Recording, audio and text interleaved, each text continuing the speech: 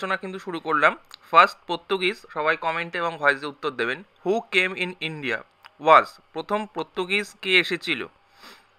সঠিক উত্তর কি হয়ে যাবে? অরিত্র নাম বলে ফেলুন। Vasco da gamma. হুম, সঠিক উত্তর হয়ে যাবে ভাস্কো ডা গামা।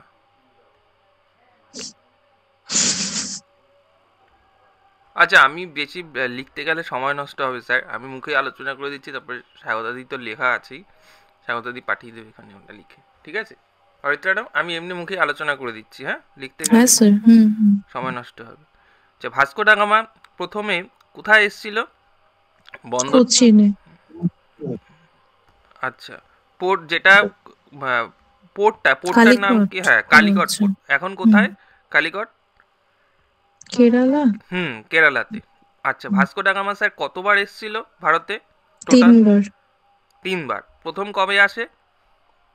1498। 1498। 1498 কিন্তু ফার্স্ট কিন্তু আসে। সেকেন্ড কবে আসে? 1502 মেবি। 1502 আমার সেকেন্ড টাইম আসে। Third time? 1524। 1524 হলো গিয়ে থার্ড টাইম কিন্তু আসে। আচ্ছা, 1498 যে ফার্স্ট যে এসেছিল। আচ্ছা, নেক্সট হলো 1502 যখন স্যার আসলো সেকেন্ড টাইম, এটা কোথা থেকে এসেছিল? সাউথ আফ্রিকা হয়ে এসেছিল, তাই না? সাউথ আফ্রিকার যে স্যার রোডটা, যেটা আর কি যেখান থেকে আসলো স্যার, সেই জায়গাটার নাম কি? ও যে সাউথ আফ্রিকা ধরুন। Cape of good Hope. Sir হ্যাঁ, Cape of Horn. Cape of good Hope, যেটাকে আমরা বলছি বাংলায় উত্তর মাসা অন্তরীপ, তাই তো? হ্যাঁ স্যার। আচ্ছা, সেই সময় এই যে কালিকটের যে স্যার আসলো, সেই সময় হিন্দু যে কিং, সেই হিন্দু কিং কে ছিলেন? জামোরিন।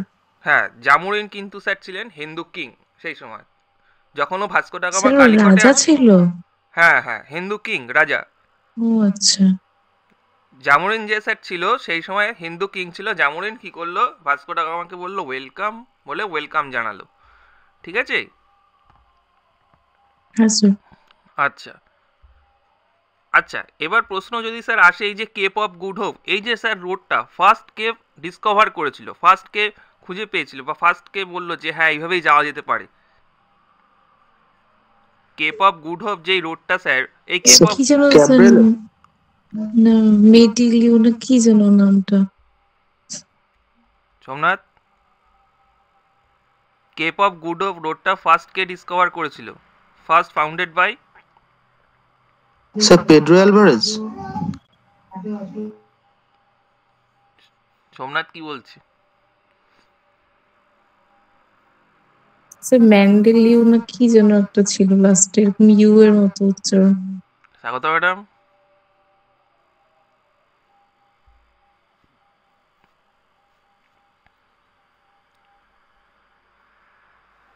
স্বাগত স্যার ম্যাডাম। জি দিয়ে নাম কি? হ্যাঁ হ্যাঁ জি দিয়ে নাম, জি দিয়ে। লোমিও দিয়াজ। হ্যাঁ, লোমিও দিয়াজ, ঠিক আছে। পার্থলোমিও দিয়াজ হলো গিয়ে ওই ভদ্রলোক। হ্যাঁ পার্থলোমিও স্যার, এই যে পার্থলোমিউ ওরকম হ্যাঁ, কিছু একটা। পার্থলোমিও ডিয়াজ হলো, সে হলো, ও হলো ফার্স্ট এই কেপ অফ গুড হোপ যে রোডটা আছে, ও কিন্তু ফার্স্ট ডিসকভার করে যে হ্যাঁ এখান থেকে ভাই কিন্তু যাওয়া যেতে পারে। তাহলে কোথায় যেতে পারে? না, কালিকটে কিন্তু আমার কিন্তু স্যার যেতে পারি, ঠিক আছে?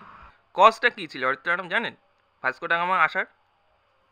হ্যাঁ স্যার, ওই যে ওখানে যে রাজপুত্র ছিল, ওই যে হেনরি দ্য নেভিগেটর, সে হচ্ছে যে যখন ওই সমস্ত মানে রেভলিউশনারি কাজকর্ম হচ্ছিল, তো ও জানতে চাইলো যে এই মশলাপাতিগুলো কোথা থেকে হ্যাঁ আসছে, হ্যাঁ তার জন্য নাবিককে পাঠালো। হ্যাঁ, কারণ ও মশলা কেনার জন্য এসেছিল মূলত, তাই না? হ্যাঁ, তো ও ফার্স্টে উনি এসেছিলেন, ওই যে দিয়াস, সে অর্ধেকে সে আর পারেনি, তারপরে আবার এনাকে পাঠিয়েছে, হ্যাঁ, ভাস্কো দা গামাকে। ভাস্কো ডা গামা কি করতো? মশলা কিনে স্যার ইউরোপে বিক্রি করতো, হুম। তাই না?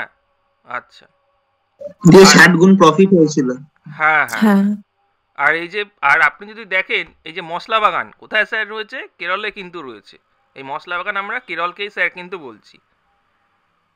তার মানে স্যার ক্রোনোলজিটা কিন্তু আমাকে স্যার বুঝতে হবে, তাই না? তাই জন্যই স্যার আমার কেরালায় মশলা বিখ্যাত।